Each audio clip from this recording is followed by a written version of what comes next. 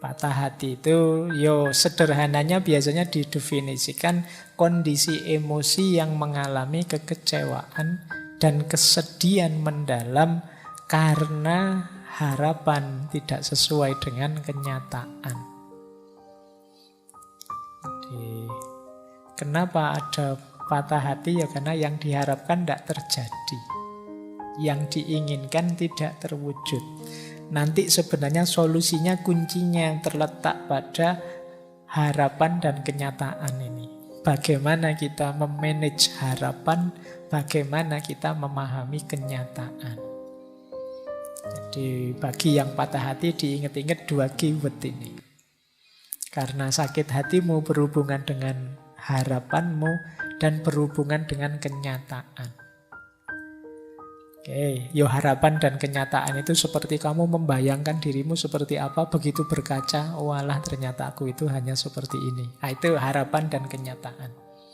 Begitu kamu membayangkan besok bahagia mesti, betapa indahnya kalau nanti jadi, ini sebentar lagi aku lulus, begitu lulus nanti aku dapat kerjaan, begitu dapat kerjaan nanti bisa langsung aku melamar, dan itu kan gampang kalau cuma dibayangkan. Begitu dijalani kok tidak sederhana ya. Mau lulusnya saja pontang-panting luar biasa. Apalagi nanti cari kerjanya. Apalagi itu terus kamu jadi kecewa, hatimu patah. Apalagi kamu nyari kerja tidak dapat-dapat, mau ngelamar kok susah, akhirnya dia dilamar orang lain. Oh, itu kamu menyanyi lagu India kalau sudah begitu. Oke, nah kita lihat ya. Cuma saya membaca banyak buku tentang patah hati ini. Memang ternyata seperti cinta. Patah hati itu sulit dijelaskan. Hanya yang merasakan mungkin yang tahu pasnya. Kalian yang belum merasakan sulit. Maka malam hari ini saya tidak akan menjelaskan detail ciri-cirinya. Saya ngutip saja dari beberapa sumber, beberapa materi tentang kondisi batinnya orang yang patah hati.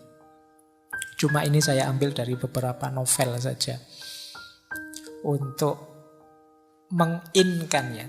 Saya tiba-tiba tadi baca bukunya Hamka itu Di Bawah Lindungan Ka'bah. Ada surat dari Zainab yang indah, tapi ini suratnya orang patah hati. Jadi yang belum baca harus baca novel Di Bawah Lindungan Ka'bah ini. Nah, ini suratnya Zainab yang merasa ditinggal. Kalimatnya indah. Hanya kepada bulan purnama di malam hari, Adinda bisikkan dan pesankan, kerinduan Adinda hendak bertemu. Tetapi bulan itu tetap tak datang. Pada malam berikutnya dan seterusnya ia kian surut. Hanya kepada angin petang yang berhembus di ranting-ranting kayu di depan rumahku. Hanya kepadanya aku bisikkan supaya ditolongnya memeliharakan abangku yang berjalan jauh. Entah di darat, entah di laut, entah sengsara kehausan. Hanya kepada surat abang itu, surat yang hanya sekali itu Dinda terima selama hidup, Adinda tumpahkan air mata. Karena hanya menumpahkan air mata itulah kepandaian yang paling penghabisan bagi seorang perempuan. Tetapi surat itu bisu. Meskipun ia telah lapuk dalam lipatan dan telah layu karena kerap dibaca, rahasia itu tidak juga dapat dibukanya. Sekarang abang, badan Adinda sakit-sakit. Ajal entah berlaku pagi hari, entah besok sore. Gerak Allah siapa tahu, besarlah pengharapan bertemu.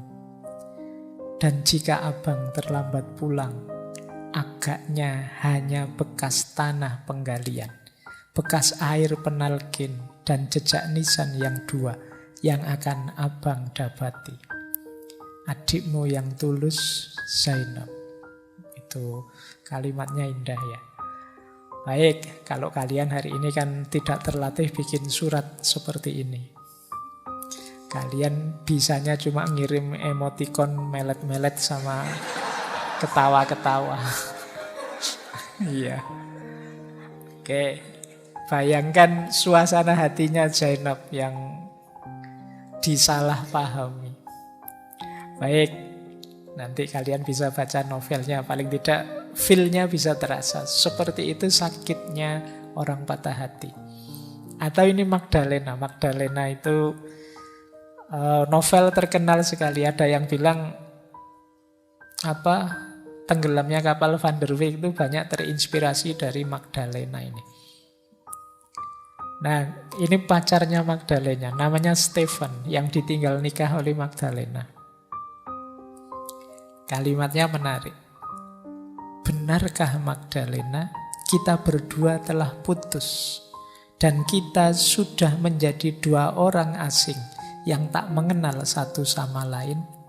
Salah satu dari kita tidak lagi ingat kepada temannya yang lain, kecuali seperti mengingat impian di masa kecil yang bekasnya telah terhapus oleh berlalunya hari dan lewatnya tahun.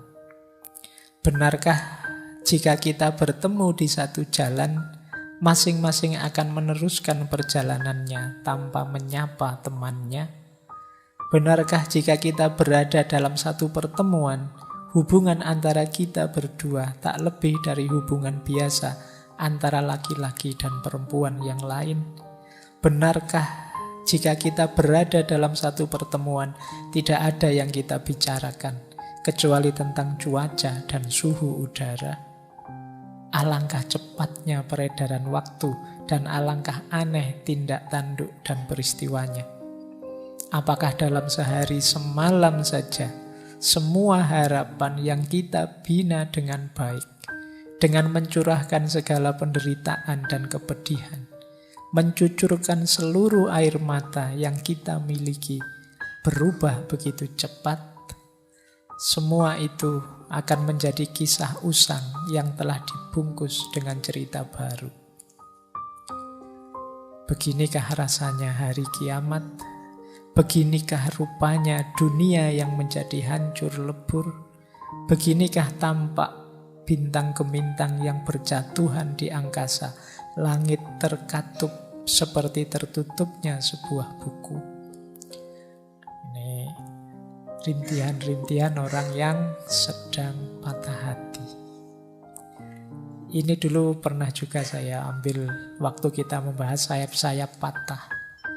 Kalau yang Magdalena tadi, ini kalau dalam teori patah hati namanya sedang denial, menyangkal. Nah, kalau ini mungkin dulu pernah kita baca juga ya. Akhirnya kita saling berdiri dan saling mengucapkan selamat tinggal. Namun cinta dan putus asa berdiri di antara kita, bagaikan dua hantu yang merentangkan sayapnya. Yang satu menangis duka, sedangkan yang lain dengan seramnya tertawa.